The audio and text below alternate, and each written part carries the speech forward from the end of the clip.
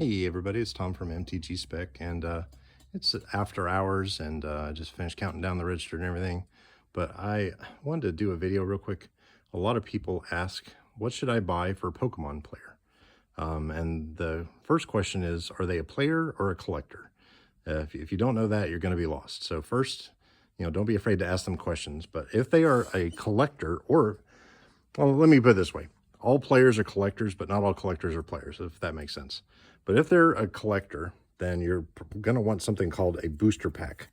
The booster packs will look like this at some of the big game stores, or the big box stores, and then they'll look like this more normally. But these are actually the same product. These are just packaged for big box stores versus packaged out of the box. This is, if you really like somebody, you can get them a whole booster box.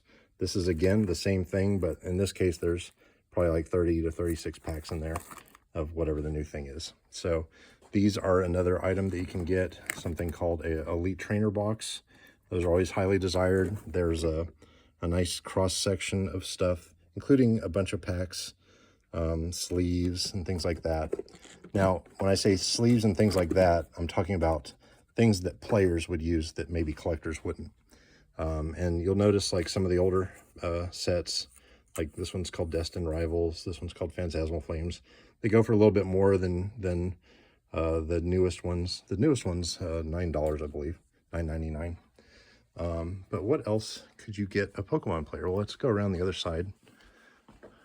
Hey, Spidey. Oh my God, look at these guys.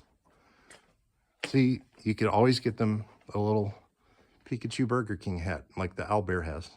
But if they are players, something like this is a play mat. It's made of the same material as a mouse pad, and they use it to keep their cards nice. And there's usually a bunch of different styles. If you ever see this red and white thing, that's the Pokeball, and that style is all over the place. You could get them binders. These will hold a bunch of cards. Some of these binders, like these, have sleeves that are stitched in and ready to go. If you ever see this guy, he's always popular. Charizard, everybody loves Charizard. Now up here we have some other things. These are tins. You can always get them tins. They'll enjoy those. And that one is actually a playable deck. Now again, if they're not really playing yet, you don't have to worry about getting them decks usually, because those have fixed products that aren't as desired. They don't have that gambler's premium, I guess. Not that you want to have kids gambling, but on the other hand, Pokemon's about dogfighting basically, so you're turning them into Michael Vick either way, but you might as well have fun while you're doing it. But these are other fun things you can do. Like these are little collectible boxes where they can put their decks in. They get really swanky sometimes. These are made of like pleather and have magnets. Really cool. Look at that one, the Pikachu.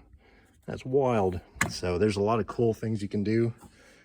If you are shopping for sleeves for Pokemon players, they have a lot of branded stuff, but they also have a lot of generic stuff that'll fit. And what you want to look for is if it says standard. So anything that's like a standard size sleeve will fit. And usually the people who sell this stuff kind of know all about it.